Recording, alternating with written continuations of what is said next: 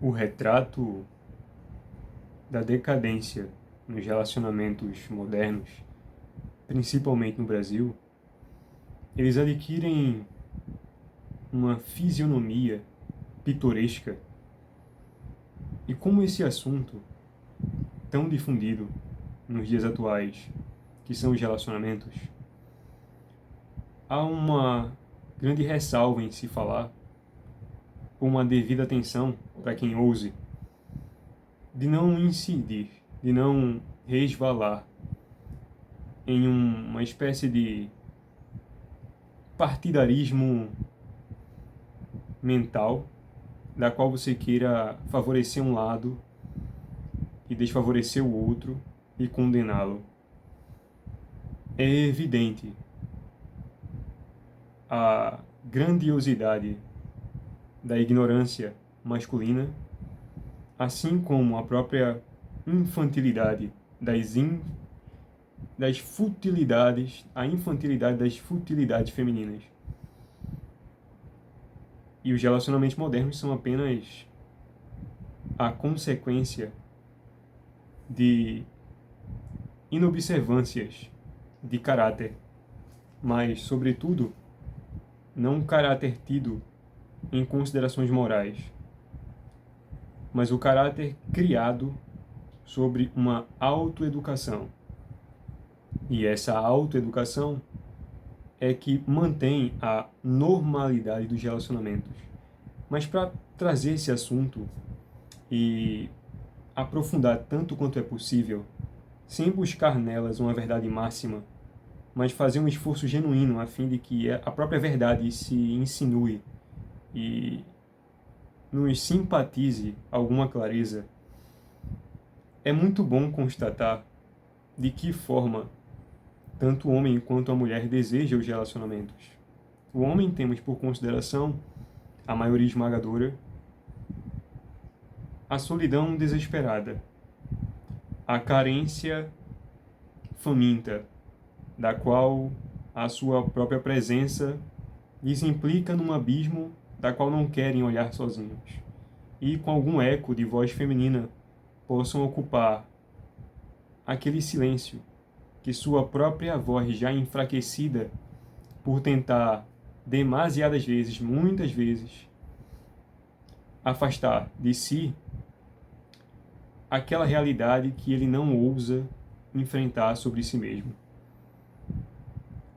Ao outro lado, temos o feminil trato, como Camões e os grandes poetas e todos os homens de gênero bem falaram, inconstante de natura, busca fora de si mesma uma ordem que não existe dentro dela, pois, assim como sua própria natureza, a inconstância favorece a adaptação a diversas situações na vida.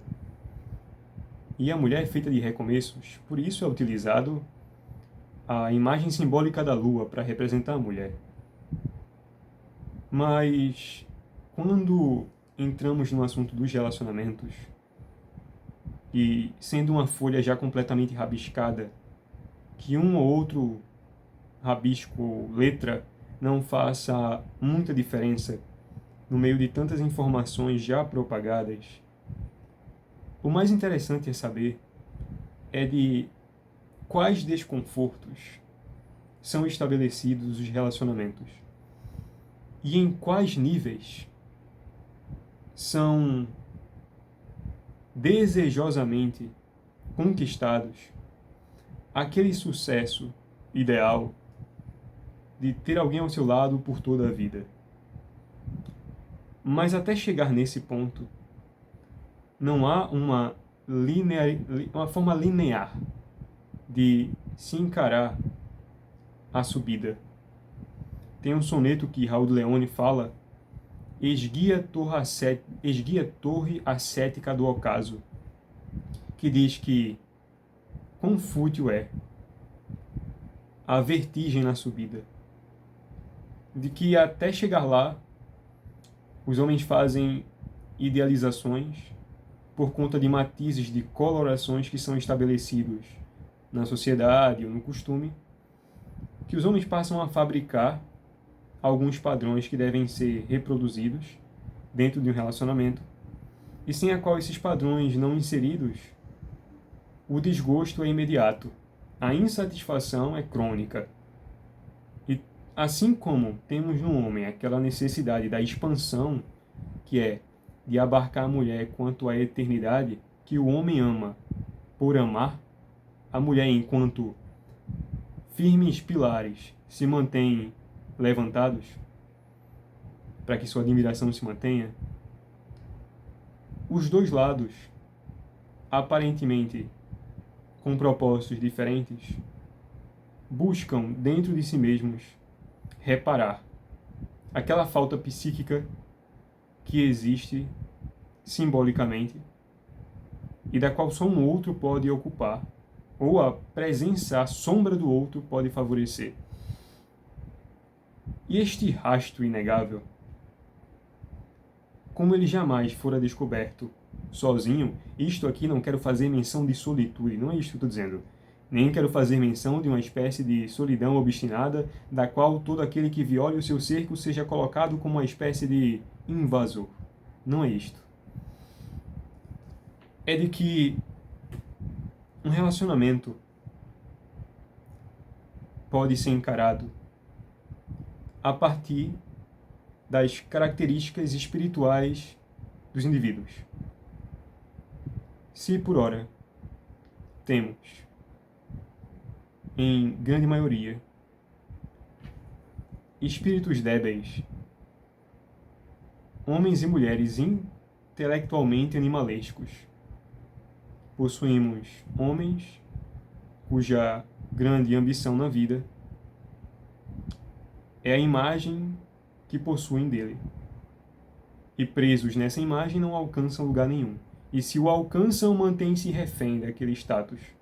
Assim como as mulheres, e François Mauriac, em seu romance, François Mauriac é um romancista francês, um gênio, um conhecedor da alma humana, verdadeiramente, quando ele descreve os diálogos interiores de uma personagem que se chama Maria Croce, ela que era amante do Dr. Carrouge. O doutor tinha, dentre todos os sofrimentos e desgostos no mundo, algo ao qual a própria consciência dele poderia ser adormecida, anestesiada, entregando-se de alma a uma causa, a um propósito, que fazia com que os seus tormentos diminuíssem, pelo menos por um pouco. Enquanto Maria Croce, François Mauriac vai dizer: infelizmente, a causa das mulheres, que não possuem uma espécie de vocação externa, da qual possam silenciar os seus ruídos interiores. Assim como muitos grandes homens de gênio destacavam a mulher como uma força caótica da natureza, e o homem é a ordem. Mas, se todavia a mulher não reconhece em si esse caos, e as suas tendências, ninharias e futilidades, assim como a se perder em diálogos favoráveis do século, assim como aquilo que já está dito das coisas, por uma espécie de adaptação a uma corrente de favorável demonstrações de sociabilidade e de boa cidadania a quem a vê, e que ela se porta dignamente conforme os padrões estabelecidos.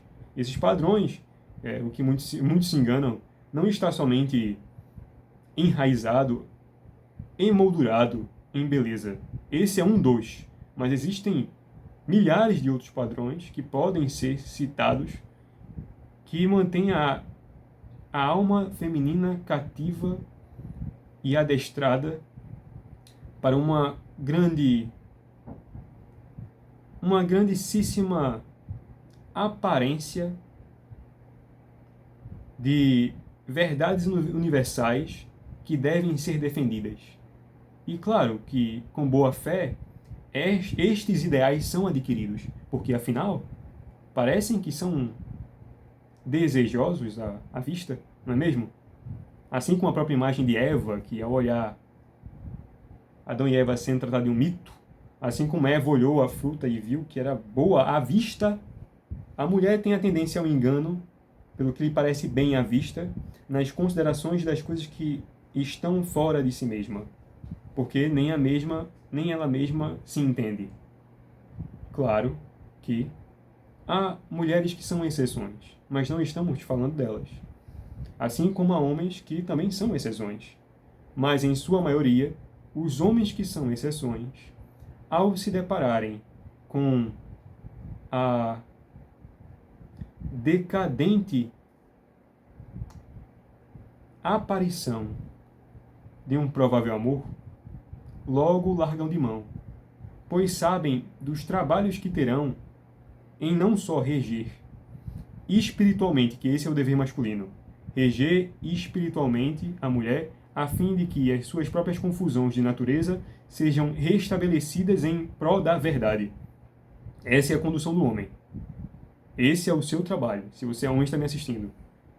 Mas, com uma própria tendência à aparência da verdade, que é a verossimilhança, que na maioria das vezes é falsa, utilizando uma omissão da frase, a falsidade se apresenta como uma verdade pelo bom senso da sociedade.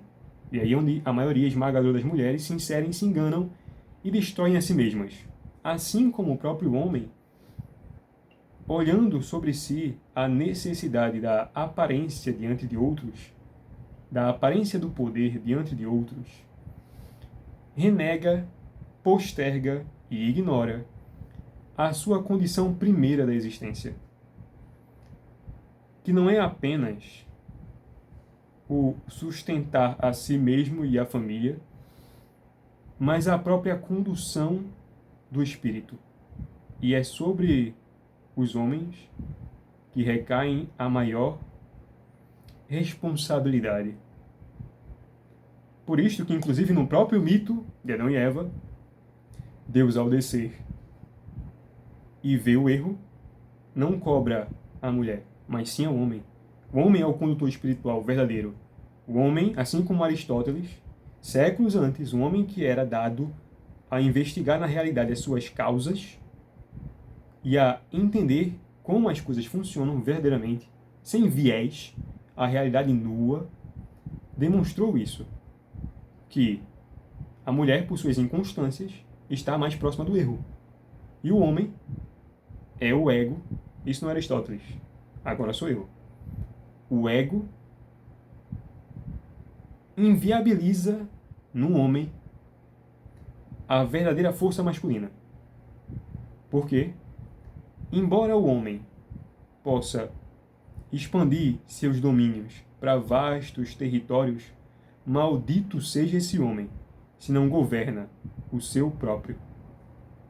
Seria semelhante a Napoleão, que, sendo o senhor dos mundos, tendo conquistado e vencido milhares de batalhas, se viu curvado, mendicante, diante de uma mulher miserável, da qual não estava sequer ao nível do cadarço de suas botas.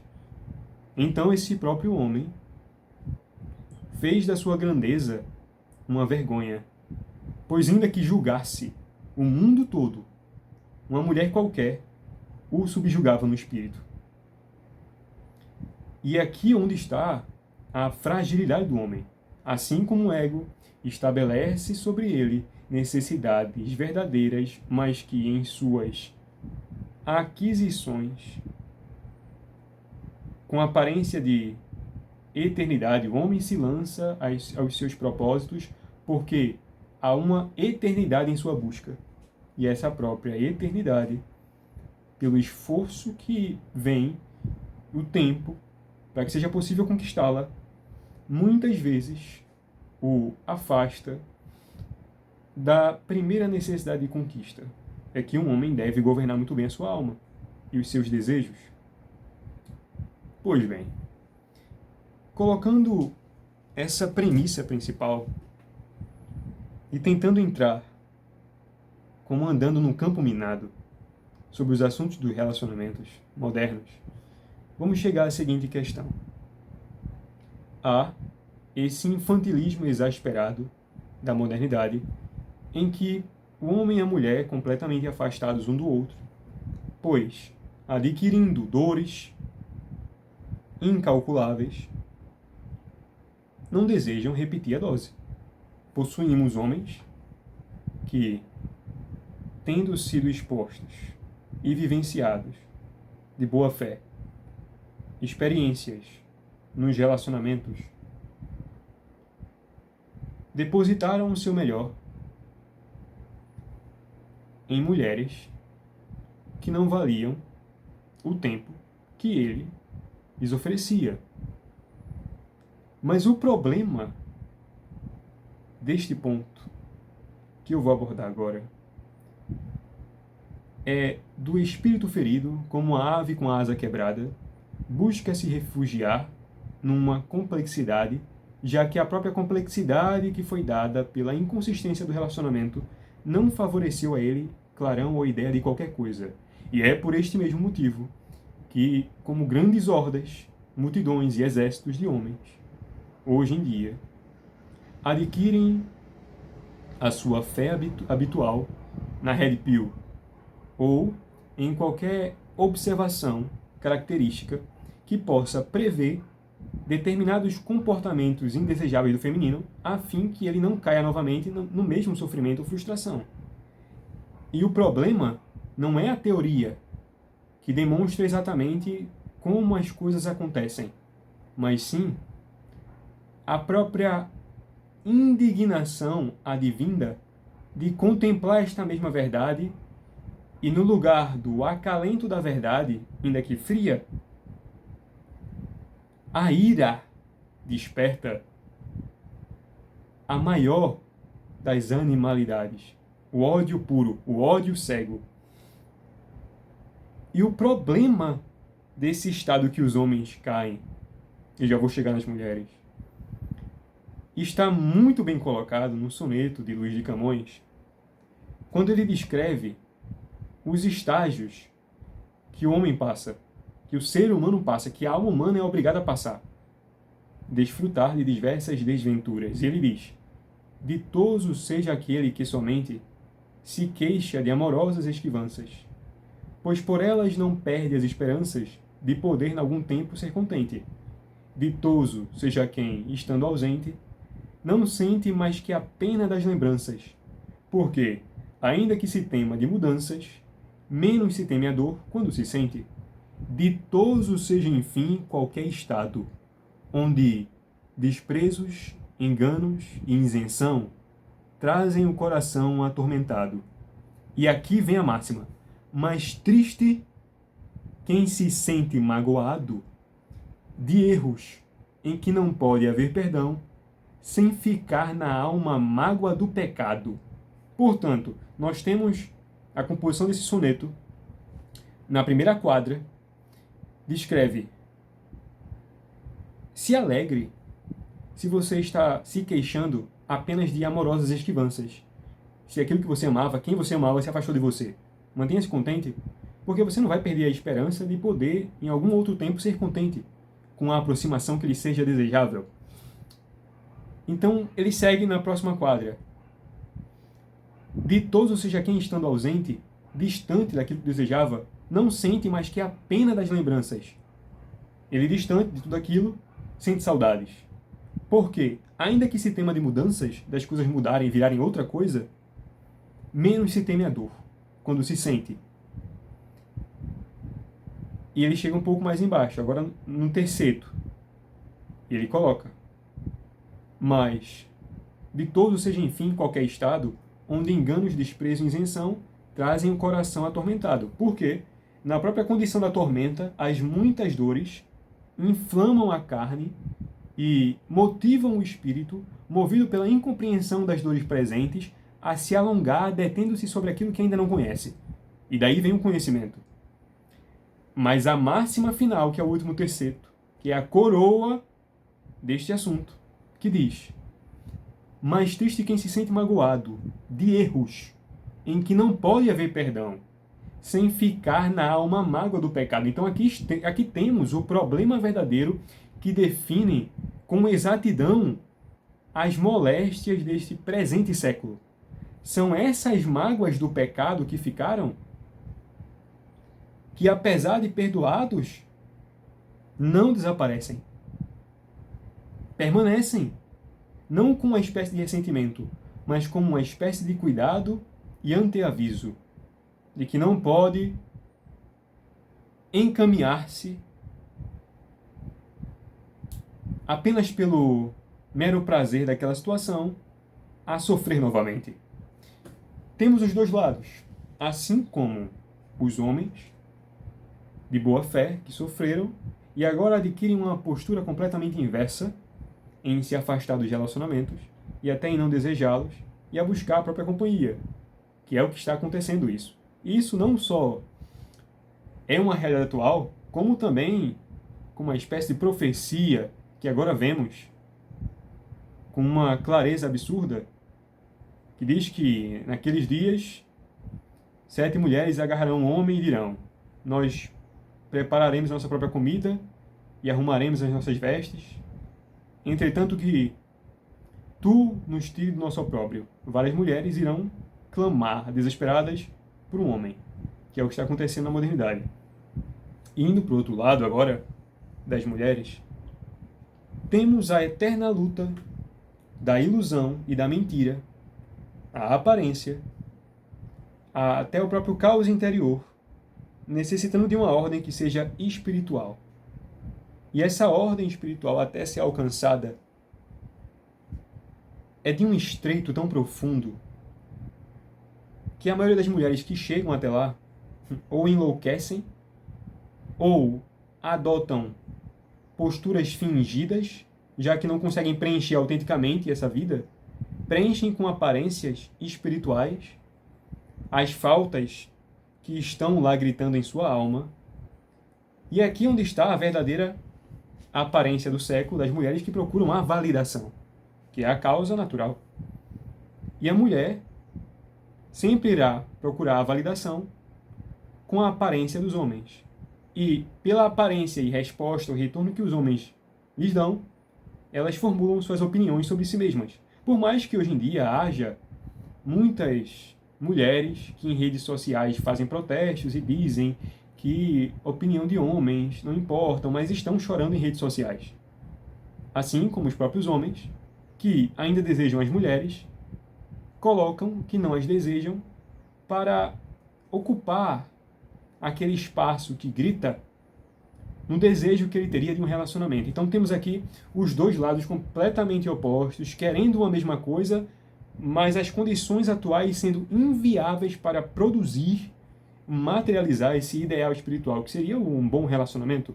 Sendo que um bom relacionamento, ele é a ordenação das próprias sintonias e capacidades faltantes em você. Um bom relacionamento desperta capacidades desconhecidas e ele provoca traumas antigos, para a fim de que você possa repará-los e criar em cima deles uma outra coisa.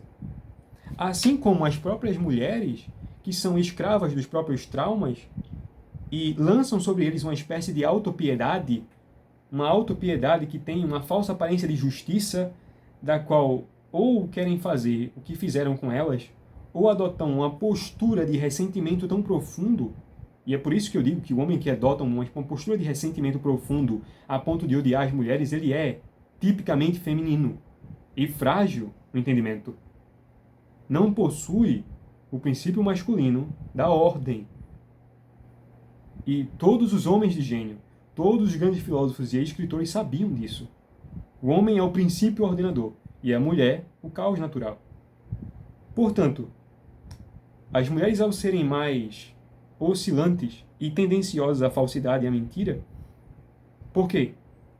A sua vida, biologicamente, naturalmente, ela é composta para a sobrevivência, já que infinitas ameaças a cercam. As mentiras são esse amálgama de palavras que suavizam o fardo e o peso da própria vida, em adotar posturas aparentemente sociais e a adotar causas que aparentemente divulguem o bem da humanidade e, por conseguinte, o bem delas mesmas. Afinal, quem quer o mal de si mesmo, na verdade? Mas esse problema, ele entra em conflito, em choque, com aquilo que um relacionamento faz. Imaginemos agora que um homem comum e uma mulher comum se encontram e começam a se relacionar. Questões mal resolvidas vêm à tona. Desconfianças, medos e temores, assim como certas iras e ressentimentos antigos. E o caos é dado como lei. Apesar de o relacionamento em si ter em si as suas capacidades e suas características desejáveis de um bom relacionamento. Para que um bom relacionamento exista verdadeiramente, necessariamente preexiste uma dedicação espiritual do homem e da mulher. E é como tentar ligar dois polos opostos, ou como tentar amarrar um tigre a uma ave, alguma força vai ser arrastada para um lado mais do que a outra. E a outra será como uma espécie de escrava. E como a busca pelo autoconhecimento, ela não é verdadeiramente uma busca, mas, na maioria das vezes, apenas um desespero por uma ausência da qual não podem colocar algo no lugar, então se veem obrigadas a buscar essa espécie de autoconhecimento. Mas o problema é que o próprio autoconhecimento dado para as mulheres na modernidade é um autoconhecimento de comiseração, autopiedade e mentiras. É um egoísmo velado de causa própria. É um egoísmo velado de que você está tendo uma autodescoberta, quando na verdade você só está colocando panos sobre as suas feridas, completamente inflamadas, cheias de bactérias. Você tenta tampar como um leproso, uma leprosa. E é por isso que até as instruções de autoconhecimento que são divulgadas pelas mulheres, que as próprias mulheres estabelecem como referências, são, na maioria esmagadora, mentiras, fingimentos e autopiedade. Não há verdadeiramente um conhecimento de si mesmo. O que há é um olhar sobre si mesma para aliviar de todas as culpas e poder começar a vida com um papel em branco, sem responder pelos seus atos. Da mesma forma como um homem que adquire a Red Pill e, em sua desesperada velocidade em proteger-se por todos os lados de uma invasão, busca afirmar por certas leis que as condutas das mulheres são sempre malignas e que estão sempre o passando para trás. Então você percebe que os dois lados buscam proteção, mas nenhum dos dois lados se expõe. Eles conseguem ter a espécie de despir-se e, desnudados sentados no chão frio, encarar a si mesmos por um tempo que seja próprio, até que uma verdade o obrigue a confessar, como dizia Luís de Camões: errei todo o discurso de meus anos, dei causa a que a fortuna castigasse as minhas mal fundadas esperanças. As mulheres dizendo. E aí Camões prossegue: de amor não vi senão breves enganos. E esses breves enganos que são colocados pelo amor são o amor profano. O amor que não é desenlaçado, desempenhado, o nível que deve ser, vira profano. E essa própria profaneidade do amor aprisionam as almas em sofrimentos. E tem um desses sofrimentos, o poeta Bocage, que vivia um homem muito ciumento. E ele, sofrendo muito, diz um soneto, que ele vai até uma feiticeira e vê se, por atro conjuro, o extorquia da dor que ele sentia. E a feiticeira, escutando as suas mágoas, cospe 3 vezes na fogueira e, como balbuciando algum segredo oculto, diz: é inútil o teu pranto. porque nenhum encanto pode contramor os seus encantos. Diz que há uma espécie de feitiçaria que faz nas almas uma eterna liga. Eles estarão ligados de alguma forma. Mas esses sofrimentos, que são característicos de um amor executado em sua profaneidade, revelam qual o estado da sociedade. E se uma causa muito se repete, é o próprio espírito que não mudou, que não se desenvolveu. Assim como temos nas mulheres a tendência à infantilidade e à mentira, no homem ao egoísmo e a uma espécie de tenebrosa covardia, utilizando de certas leis para se sentir superior. Utilizando um comportamento de uma menina mimada. Mas, para que os homens e as mulheres possam encarar esse problema com a devida honestidade, há muitas mentiras que precisam ser consideradas, que é o mapa da ignorância. Você rastrear o caminho das próprias mentiras que você contou para você mesmo. E isso é um trabalho infernal. Pouquíssimos têm essa disposição. Pouquíssimos sustentam, como dizia Raul Leone, a vertigem na subida, até aquela torre ascética do ocaso. E olhando para essa questão, tem até um filme que eu quero recomendar, que eu assisti recentemente, chamado La Dolce Vita, do diretor genial italiano Fellini. E nesse filme tem um momento que o personagem principal, que é Marcello, ele está na reunião em pessoas de alto nível, de alta classe social, numa casa de um amigo antigo dele, que tem uma família muito bonita, tem um filho, uma filha, uma bela esposa. E nesta casa, entre comes e bebes e conversas, e o ar sendo preenchido com vozes completamente disparsas, difusas, ele vê um rapazinho, um senhorzinho, baixinho, observando uma mulher oriental tocando violão. E quando ela termina, ele com uma salva de palmas diz: esta é a verdadeira mulher. Porque a mulher oriental é a verdadeira mulher. Submissa de espírito e de carne. E ele continua as suas descrições.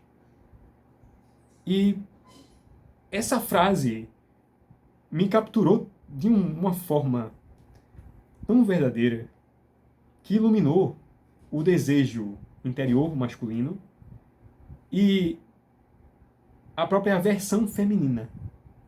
O homem deseja essa submissão na carne e no espírito, e a mulher não quer ser submissa de nenhuma forma, indo contra a própria ordem, pois a própria sociedade divulga que ela tem que ser senhora de si mesma, mas a senhora de si mesma a que custo?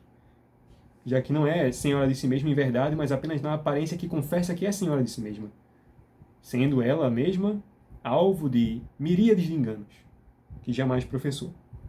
E os homens, desejando esse benefício, sem possuírem a primeira lei masculina, que é ordenar o homem a si mesmo, e em vista do bem e da verdade, tendo um propósito maior que sua própria vida, em contribuição com a sociedade, possa gestar uma causa tão grande que a própria mulher precise gestar o seu sonho. E é aqui onde está a submissão feminina verdadeira. Por isso que a condução espiritual do relacionamento, ela é masculina. É o homem que dirige espiritualmente as coisas, que dá as cartas. E se a mulher é insubmissa quanto a isso, você está num mau relacionamento. Largue essa mulher. Assim como uma mulher que tem um propósito específico e observa no homem uma incapacidade espiritual, emocional, também deve largá-lo, pois não executa bem suas funções. Esses são os pilares masculinos e femininos. A mulher, apesar de tudo e de toda a rebeldia e de todas as críticas professadas em redes sociais com choramingos, mulheres que se gravam chorando, e toda aquela orquestração de autopiedade, a fim de que, como as pranteadoras, amigas se juntem e chorem ao redor delas, os homens fazem uma espécie de clubismo onde se isolam em suas inseguranças, a fim de, tentando prever a realidade utilizando a razão, proteger a si mesmos de não serem violados ou frustrados. Ora, que espécie, Senhor, é essa de covardia, em que o medo de se ferir constrói para si mesmo uma espécie de castelo intransponível a qualquer espécie de risco da vida? É essa covardia que faz com que o homem, temendo expor-se à vida, não a enfrenta verdadeiramente se afastando da própria verdade, que é condição, que deve ser condição natural da sua existência. O homem busca a verdade como precisa respirar e como precisa comer. E a mulher se apoia no homem que tem um caminho em si para essa verdade. Assim como algumas outras mulheres, à parte, exceções, entre milhares, uma que tem em si um caminho deste. Mas os próprios equilíbrios entre o masculino e o feminino precisam da sua devida humildade em reconhecerem cada um os seus papéis e em que cada um contribui com o outro, iluminando aqueles fantasmas que, desconhecidos, operam grandes consequências e tormentos, a fim de que, com essa, com não confusão de consciências, mas essa confrontação de consciências, o masculino e o feminino, possam iluminar as partes obscuras da sua psique. E assim, a sociedade pode se reestabelecer. Então, se o caos na sociedade, nos relacionamentos, está como um sintoma de uma doença muito mais profunda, essa doença é, sem dúvidas alguma, espiritual. E as almas estão doentes. E os homens não reconhecem, e as mulheres infantilmente a rejeitam. É isso, senhores.